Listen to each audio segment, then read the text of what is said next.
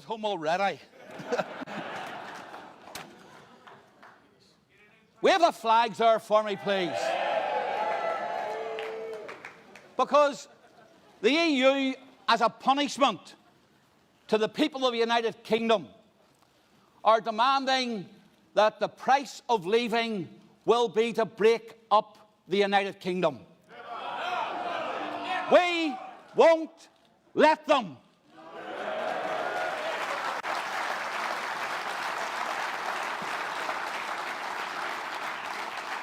I've only got 10 minutes. These are not my notes. But I brought it along tonight because I wanted to show you what we're going to pay £39 billion for. £700,000 a page, nearly.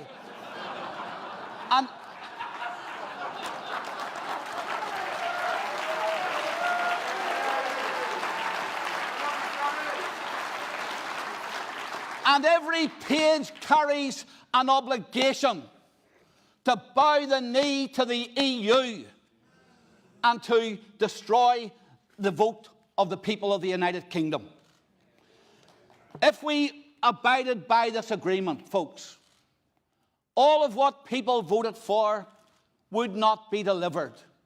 This requires us to stay in the customs union. It requires us to tie ourselves to EU law. It only allows us to be free if the EU says we can be free. And even if we do decide that we want to break away, Northern Ireland will be left as an annex of the EU. And will not have... It goes further. And I'm not joking you. There's actually parts of this, if you look at Article 29 of the agreement, where we have to keep on putting out EU propaganda. And when we leave, according to Article 127, we can't even say bad things about them. And the Prime Minister says it's a good deal. Del Boy and Arthur Daly would be ashamed to call it that.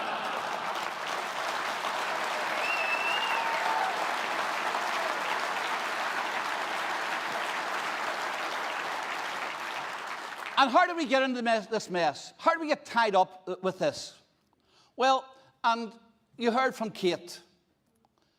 This is all down to a problem that exists along the Irish border. It was thought at one stage that the 10 Northern Ireland MPs who take their seats in the House of Commons would be the people who could either make or break this deal. We're an irrelevancy now. Because there are that many people against this deal, we could sit at home and watch it on the TV.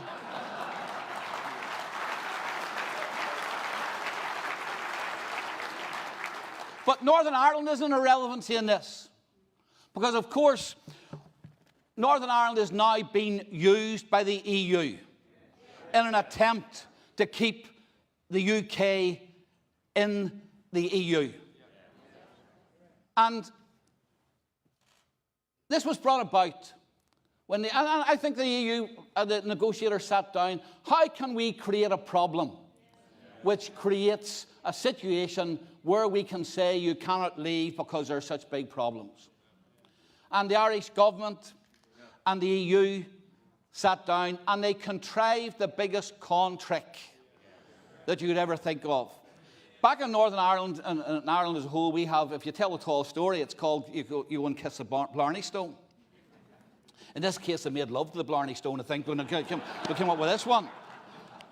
Because, of course, the EU and the Irish government have created a problem which does not exist.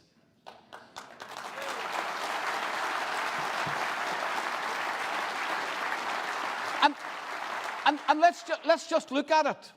Let's just look at it. First of all, they say that you could not have us leaving the EU without a hard border. Now, I don't know what a hard border means yet, and nobody's ever explained it. And certainly, if by a hard border you mean that you have to have the border totally closed, We couldn't do that with 50,000 troops, with watchtowers, with patrols, with roads being blown up. We couldn't do it. And yet we're told it'll be a hard border. In fact, Leo Varadkar has suggested at one stage we might even have to have a Berlin Wall around the border. I don't know who's going to build it. Donald Trump, when he's finished at Mexico, might want to come over and do it for us too.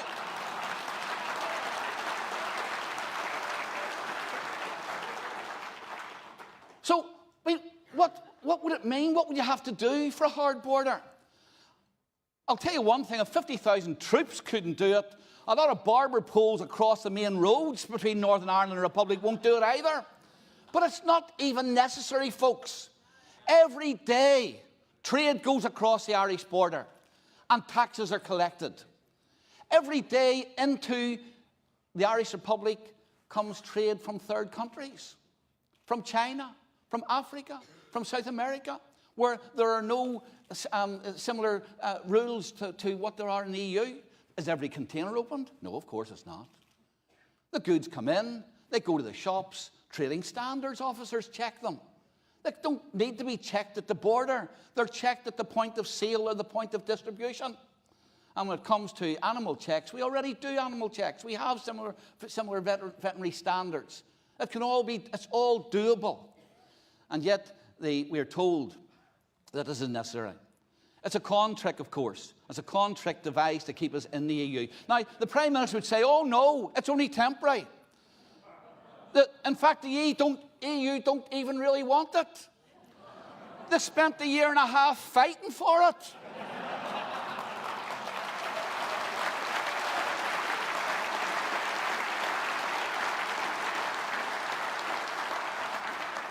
They sent her away today with her tail between her legs because they wouldn't even make an amendment to it. And we're told they don't want it. Of course the EU want it, because it's a way of keeping us in. And every action that they've taken shows that.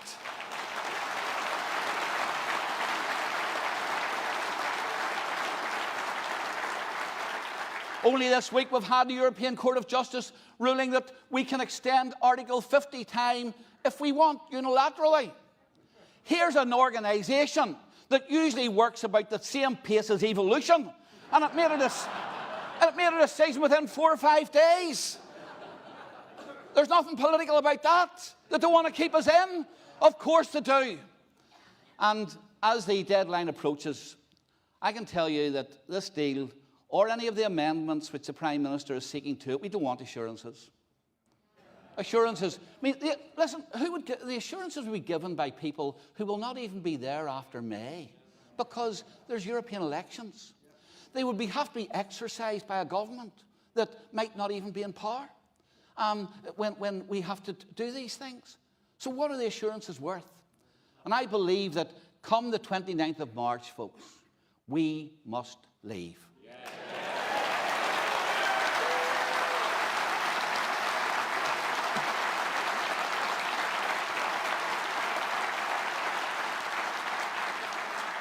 And unlike those who are spreading hysteria at the moment, I don't believe that leaving on those terms, leaving without an agreement with the EU, will be a disaster.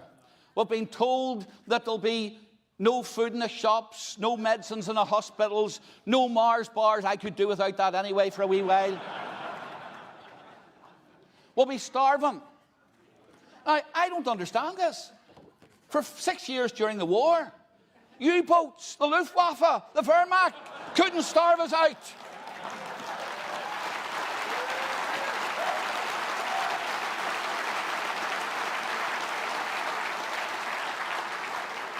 And yet we are told that a bunch of bureaucrats from Brussels, armed with the European Code of Customs, are going to stop all of our trade, are going to starve us out.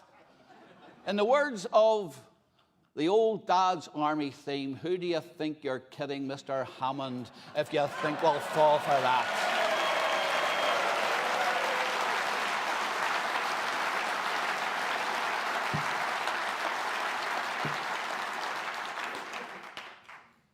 I just want to finish off on a serious note, though, because what's at stake here, folks, is that people voted They came out in their millions and voted in June of 2016. They expect politicians to deliver on that. If you want to undermine democracy, then you go for the kind of deal which keeps us half in the EU and half out of the EU, and only ability to get freed when the EU decide to let us go. That's not democracy.